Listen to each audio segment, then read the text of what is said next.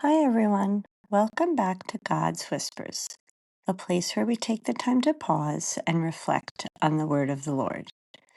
Today's moment is pretty powerful because it shows how differently people can respond to the same exact act. I'm going to be speaking about the Gospel according to John, chapter 12, verses 1 through 11. Jesus is at dinner, and Mary comes forward with a jar of expensive perfume, and she pours it all out. It's really not a practical thing to do. It's extravagant. From when I was reading, this perfume called nard was extremely valuable. It was worth a year's wages. So this wasn't a small gesture, it was everything. And in that culture, this act of like anointing with the perfume also carried meaning because it was signifying honor, deep reverence, but not everyone saw it that way. Let's listen. 6 days before Passover, Jesus came to Bethany, where Lazarus was, whom Jesus had raised from the dead. They gave a dinner for him there, and Martha served, while Lazarus was one of those reclining at the table with him.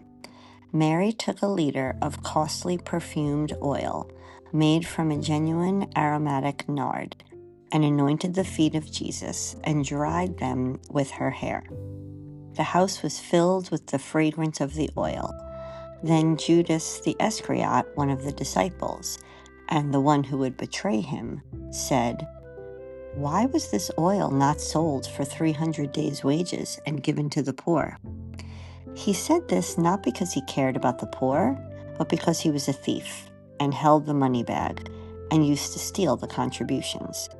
So Jesus said, "Leave her alone. Let her keep this for the day of my burial. You always have the poor with you, but you do not always have me."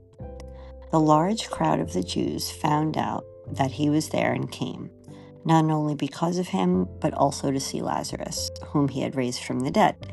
The chief priests plotted to kill Lazarus too, because many of the Jews were turning away and believing in Jesus because of him. So it's interesting when Judas says, "Why wasn't this sold and given to the poor?" It sounds reasonable, responsible, even like a nice thing to do, but then the gospel tells us his concern really had nothing to do with the poor. And so that's where I guess we can kind of focus in on it for ourselves today.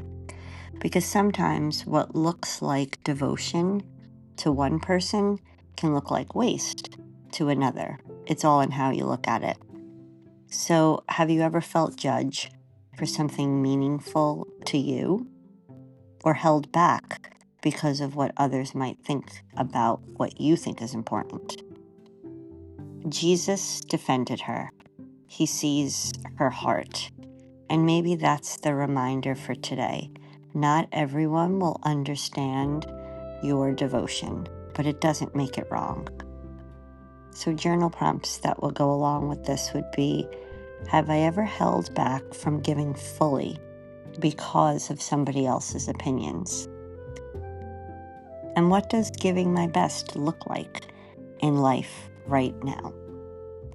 And do I judge others' actions without understanding their heart?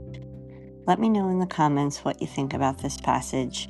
Talk about it with a friend, but just don't forget to subscribe so you can continue to hear God's Whispers.